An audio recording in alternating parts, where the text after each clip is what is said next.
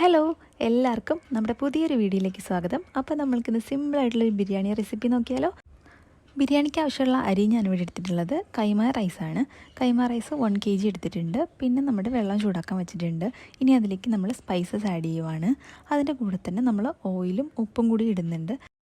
ഇത്രയും ആഡ് ചെയ്ത് വെള്ളം നന്നായി തിളച്ച് വരുമ്പോഴത്തേക്ക് നമുക്ക് കഴുകി വെച്ചിരിക്കുന്ന അരി ഇട്ട് കൊടുക്കാം. പിന്നെ അരി നന്നായിട്ട് തിളച്ച് വേകേണ്ട ആവശ്യമില്ല. ഒരു ഹാഫ് ബോയിലാവുമ്പോൾ നമുക്ക് അരി ഊറ്റി എടുക്കാവുന്നതാണ്. എന്താണെന്ന് വെച്ചാൽ ഒരുപാട് വെന്ത് പോയാൽ ബിരിയാണി നമുക്ക് ആ ഒരു പരുവത്തിന് കിട്ടത്തില്ല, വെന്തങ്ങ് കുഴഞ്ഞു പോകും കേട്ടോ.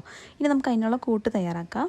അതിന് ഞാൻ ആവശ്യമുള്ള ഓയിലും നെയ്യും കൂടി ഒഴിച്ചിട്ടുണ്ട്. അതിലേക്ക് ഇനി നമ്മൾ സവോള ഇട്ട് കൊടുക്കുകയാണ്. സവോള നമുക്കൊന്ന് ക്രിസ്പി ആയിട്ട് വേണമല്ലോ, നമുക്ക് ആ ബിരിയാണിയിലൊന്ന് ചേർത്ത് കൊടുക്കാനായിട്ട്. അപ്പോൾ അതിനാവശ്യമുള്ള സവോള എടുത്തിട്ടുണ്ട്. 4 സവാള എടുത്തിട്ടുണ്ട് കേട്ടോ ഞാൻ.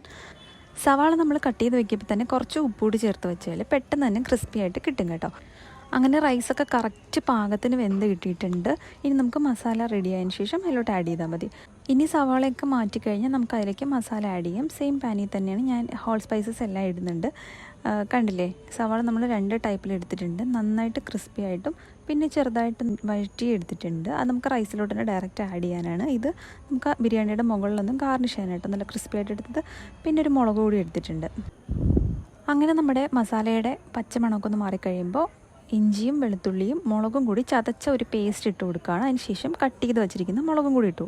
അതിനുശേഷം നമ്മുടെ റൈസ് ഉണ്ടല്ലോ, റൈസ് ഒന്ന് ഇട്ട് കൊടുക്കാം. റൈസ് ഇട്ട് കുറേശ്ശെ സവാളയും കൂടി ചേർത്തിട്ട് ഒന്ന് മിക്സ് ചെയ്തെടുത്ത് കഴിഞ്ഞാൽ ഇനി നമുക്ക് ലാസ്റ്റ് ചേർക്കേണ്ടത് മല്ലിയിലയാണ്. മല്ലിയിലയും ബാക്കി വന്ന സവാളയും പിന്നെ ഒരു സ്പൂൺ നെയ്യും കൂടി ചേർക്കുമ്പോൾ നമ്മുടെ റൈസിൻ്റെ പരിപാടി എല്ലാം കഴിഞ്ഞു. അപ്പോൾ ഇത്രേ ഉള്ളൂ നമ്മുടെ സിമ്പിളായിട്ടുള്ള ഒരു ബിരിയാണി റെസിപ്പി. ഇതുപോലെ ട്രൈ ചെയ്ത് നോക്കാത്തവരുണ്ടെങ്കിൽ ഈ റെസിപ്പി ഒന്ന് ട്രൈ ചെയ്ത് നോക്കണം. ഇനി നെക്സ്റ്റ് ഒരു പുതിയ വീഡിയോയിൽ കാണുന്നവരെ എല്ലാവർക്കും ബൈ.